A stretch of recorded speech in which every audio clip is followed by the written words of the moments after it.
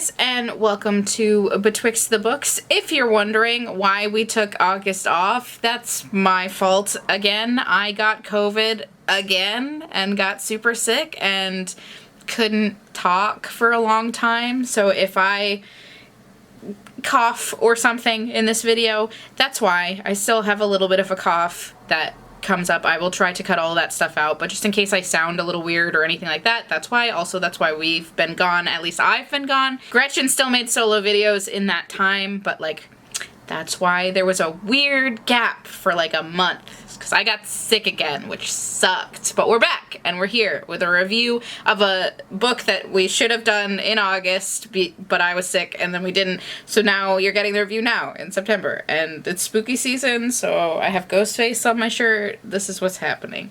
Today, we are going to be talking about A Taste of Golden Iron by Alexandra Rowland, which I believe I first heard about from Katie Robert, who wrote the Dark Olympus series. She read an arc of this back in the spring and really enjoyed it, and she raved about it. So I put it on my TBR. It is a queer fantasy romance, you can see from the cover, and so I had recommended it as part of our reading challenge, because we do have a challenge to read a queer romance. And so we read it, and now we're going to talk about it, and here we are. Alright, so besides, it is a queer fantasy romance, what technically is it about? Well, there is a empire that is apparently loosely based on the Ottoman Empire, although I did not know that until Michaela just mentioned that to me. But it is a fantasy setting. The first main character that we are introduced to, his name is Kadu, and he is a prince of this realm. This realm is currently being ruled by his sister, and she is the empress, and she has recently had her first child, also a girl, and that girl is now second in line, so hoorah. There's a lot of really great gender and sexuality stuff in here where basically all of it is fine. There are more than two genders, and in this society anyways, everybody is fairly equal. They do interact with other countries that exist in this world where that is not quite the same, but it's pretty cool for our main characters. Now, in the beginning of this book, there is a counterfeiting problem with their currency, which is a big deal for a couple of reasons. One, the royal family and some other people, not clear how this magic is passed around, but they have something called touch taste, which means that if they grab something made of metal, they can immediately taste with their fingers how pure that metal is or what it's made up of or all that kind of stuff. And so their country is really, really known across the entire globe for having like the purest, best, most trustworthy currency. So this counterfeiting issue is an issue, one, because Kadu doesn't like it and it makes his fingers taste weird. No, kind of. And also it reflects badly on his country. So he is going to kind of try to figure out what is going on. Along the way, he has a little bit of a conflict with the body father of his sister's new kiddo, and they are fighting for dominance because this guy does not understand how gender works in this country. And he's like, I should have power over my child, and Kadu's like, that's not how things work here. And things start to happen. So in this whole potential intrigue situation, Kadu thinks that his sister's baby daddy is trying to undermine him or attack him, and they're out on a hunt, and his guards think that Kadu, the prince, is being attacked.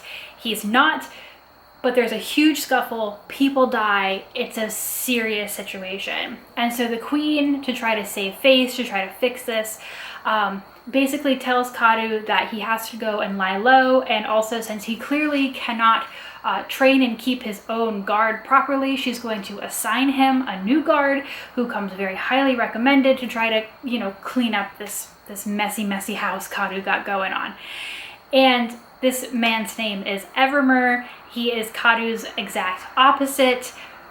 And here we start to do the romancy thing, and I'm sure you can see where this is going. It's an opposites attract romance. We'll talk about that a little bit more later. but they end up having to overcome their differences to figure out some different intrigues that are going on. So that's the gist of this story. Normally, the next thing that we do is our spoiler-free overall impressions, so I will tell you about this. I realized just as I went to say this that I don't think I've rated this book yet, and I think it's sitting somewhere like 3.5, 3.75 for me. It's not a bad book by any means. We'll both talk about some of the issues that we had with a couple of the things with the construction of this book and also some of the character things that were going on. If you're looking for queer fantasy, I think this is a good new one to look at. There's a lot of things that were done very well in some cases and some things that we both felt were like not super done well. So like there are other books that I would recommend over this one, but I don't think that I would dissuade someone from reading it necessarily if I saw them looking at it, and I would say like probably some relatively positive things about it overall. I would say that if you're looking for a romance, that I feel like this is more fantasy. If you are a fantasy reader who likes like more plot and less romance, it's going to fit more into that category than it is actually like a fantasy romance book, if that makes sense to you. It's in there. It's definitely in there, but it's like very slow burn. So just be aware of that. Yeah, I think like 3.5, 3.75. And we'll talk more about some of those issues that we had. I think I either left this for me at either 3 or 4 stars. Depends on Goodreads versus Storygraph, since you can do different things there. But I wrote this in my review, and I'll just say it now. I don't know how to rate this book. And so I'm going to kind of blend my overall impression into the reviewy bit here, and I'm sorry for that, but I have to explain this to you. So I just started a brand new semester of my PhD. Some things have happened. I've had some family medical stuff come up, and so there's been a lot happening. And so for me, I have had really, really high anxiety, and it's been bad, and it's affected my reading, it's affected like everything, right? And so what you need to know about Kadu is that he has very intense anxiety. And so when I started to read this book, and Kadu doesn't just have anxiety. The problems in this book begin to develop because he has debilitating anxiety. And I just really couldn't understand how, he talks about having had this anxiety his entire life, but there's just something about this current moment where it's very, very debilitating, and he literally can't function. And for a good portion of the beginning of the book, I felt like his only personality trait was his anxiety. And they talk in the past about him clearly having been a competent administrator, but like none of that was present. And I'm not saying that people with anxiety don't have those things happen, right? Where, something, it can be very minor, can set you off, and your anxiety just really shuts you down. But I really didn't feel like that beginning was handled with a lot of nuance and with a lot of care. And for me, as someone currently in a high state of anxiety, it was incredibly off-putting. I even texted Michaela at one point, and I was like, I don't know if I can finish this book. I don't know if I can get past this beginning.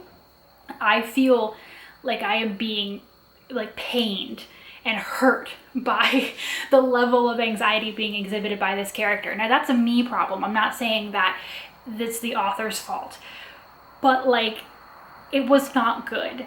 And I probably would not have continued this book were Michaela and I not reading it together for review. And so I have a really hard time with this book, knowing that I really had to push myself through something that was just almost painful for me to read. And I do think that it gets better later. I think that it has some issues, but I do think like the last half is cute. But just for me, in the state that I was in, I definitely would not have continued it. I would have DNF'd it like 15% in, if not for Michaela. So I don't know how to equitably rate this book, and I feel like anyone currently also, like, if you're having anxiety problems right now, put it on a TBR maybe, but like not now. Not now. No. To sort of turn the tables and talk about a slightly more positive thing about this book, Gretchen mentioned it when she was describing the, like, book in general, but there is some really good queer representation in this book. Not only is it a male-male romance between the prince and his guard, basically, but there is that non-binary gender that is allowed to be in this world. And one of the things that I look for a lot in queer fantasy is the lack of homophobia and transphobia in the worlds. The number of times that I have read a fantasy book that has queer rep in it, but they're still facing homophobia, it makes me so sad, because you've created a world. You've built a world. There is no reason for these characters to be facing the same issues that we're facing today, especially when they have an entirely different history, an entirely different society. Like, you can just make it okay and just let it exist the way that it does. It's much more comforting to me when we're reading an escapist type literature like fantasy to read something where these queer characters just get to exist and be accepted and acknowledged. And yes, there are countries in the world that is created here that don't have the same views, but when you are writing a queer book, which the audience of which you're hoping is probably also going to be queer, which I feel like this book is definitely reaching for a queer audience versus a straight audience, which is probably the default audience if we're talking about traditionally published books. I want them to be happy and be allowed to exist and show love and be affectionate. There's definitely some interpersonal stuff between some of the queer characters here, but it's never about their queerness. It's always about more so their station and the politics involved with their relationships, not at all about the sexuality or gender identity that they express. On the same lines, I mentioned to Gretchen that the author is non-binary, or at least uses they, them pronouns in the, like, author description. And I always look at that, especially when it comes to male-male romances, where I see a, I'm going to go with AFAB, assigned female at birth, person writing male-male romance. I usually prefer to read male-male romance written by men, or AMAB people, because I feel like they can speak more to those sorts of relationships, and I feel like a lot of times the really popular male-male romances come from women. This is a non-binary author, so still within the queer community, still I would consider an own voices story, but just, I guess, take that as, like, something they feel like they are AFAB, and not that they aren't allowed to tell that sort of queer story, but perhaps also seek out male and gay and bi authors that actually have that identity and can speak from more experience. So if you can get past the beginning, I was looking at the setup of Evermer and Kadu, and I was like, okay, this is very clearly an opposites attract situation. And one of my more immediate fears was that it would be like Kadu falls in love with Evermer and then his anxiety magically goes away because of love, which whenever you have a mental health storyline, which is like, and because you love me, I'm fine now. Like, if that has worked for someone, I'm really happy for them, but I find that in romance novels, sometimes that is just beat into the ground, and I don't like it because, you know, mental health is way more complicated than that. That didn't necessarily happen here. I think what happened over the course of the book is that the anxiety storyline kind of just petered out for some reason.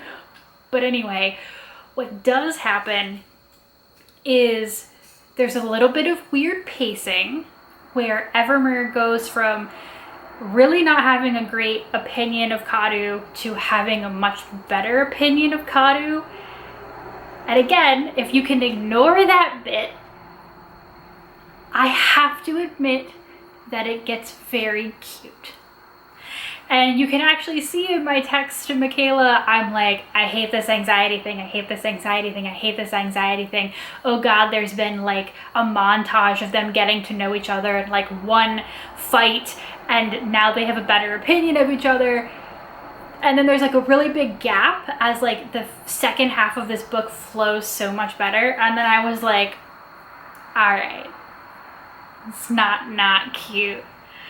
And that, I think, again, it's one of those reasons why I had such trouble rating this book, is that like I don't like the first half, but the second half is cute. There was another romance trope introduced that I'm not going to spoil for you, but I was like, oh my god, that's cute.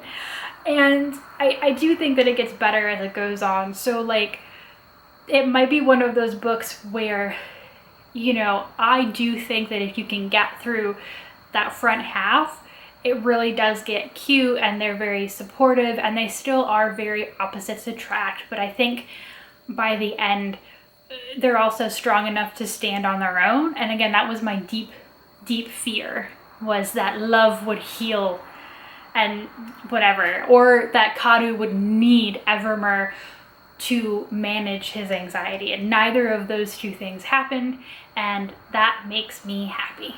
On that note, I agree that the romance part was the best part, and I went into this book thinking that there was more of that, or at least that was more like throughout the book. But literally that montage that Gretchen talks about where their opinions of each other changes, I think happens almost exactly halfway through the book.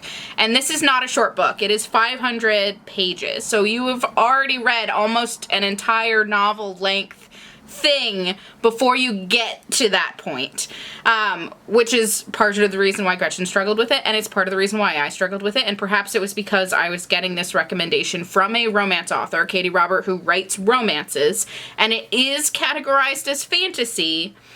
But, like, there's a number of fantasy books that I've read that are categorized as fantasy that the romance is more throughout. And I'm not saying that, like, they need to be flirting the entire time. But there's another romantic interest character. The first half of this book made me think that Kadu and that character, Tarek, were going to be working out their relationship way before anything happens with Evermere. Like, there's more focus shown elsewhere, and I mean, let's look at the cover, right? It looks like a romance. Like, they're look at them staring fondly at each other. Like, it feels like it was mispromoted a little bit. Like, this is a fantasy with romance, and the romance is sort of the best part. It is that ending, that last half is, like, actually more about them. That's the strong part. But it takes so long to get there, guys. It takes so long, and maybe it was just my misinterpretation of it. Maybe it was being mispromoted in that way. I don't know. But that's why I said in my overall review, if you didn't want to listen to our more detailed thoughts and you just wanted to kind of get that, like, first impression, that's why I said that, was that I was like, don't go in expecting a romance. It's a fantasy book that has some romance in it. And so here's the thing. Everything that Michaela said, I 100% agree with. However, because in the second half of the book, the counterfeiting storyline that I mentioned at the beginning, again, you'll notice I haven't brought that up since. Michaela hasn't brought that up since. That's because as the book goes on and it begins to focus more and more on their relationship, this counterfeiting and some other political intrigue bits of the storyline that you thought were going to get more development don't. And I don't want to spoil anything. Obviously, this is a spoiler-free review, but I definitely texted Michaela and I was like, so that just ended? And what's weird is that the intrigue plot, like, wraps up earlier than you think it might, and then you're like, oh, we're gonna get some more romance, we're gonna get some more, and then the book was just kind of like, I guess I'll stop here. And you're like, okay.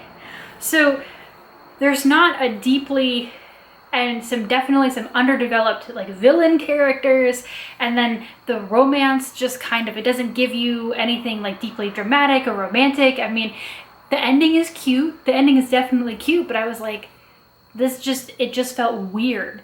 And so I almost don't know, to what Michaela was saying, like, this book almost doesn't know whether it's a fantasy novel or a romance novel, because it seems to be trying to be both, but it's just like very uneven within the book itself.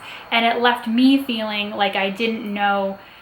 I felt it was just very underdeveloped in the end, and I was like, hello? So again, not a bad ending, but after, like Michaela said, 500 plus pages, I think I was expecting a little bit more. So thank you for hanging out with us as we reviewed this book. And even if it wasn't the best book in the entire world, it certainly wasn't a bad book. And I'm just happy that Michaela's back and reviewing and talking about books to me, because let me tell you, there was so much all caps texting during this book, and I was like, nah, I don't even care if we review it at this point. Like, you have to read it and we have to talk about it, because there's a lot to talk about here. So if you would like to join that conversation, if you've already read this book, since it is already out, did you have similar opinions? Did you have different opinions? Was there something that we didn't talk about that you want to talk about us with? Let us know down in the comments. And otherwise, we will be back hopefully a little bit faster with our next joint review, barring either of us sleeping for 3 straight days because life is hard, or otherwise, life is hard. So thanks, guys.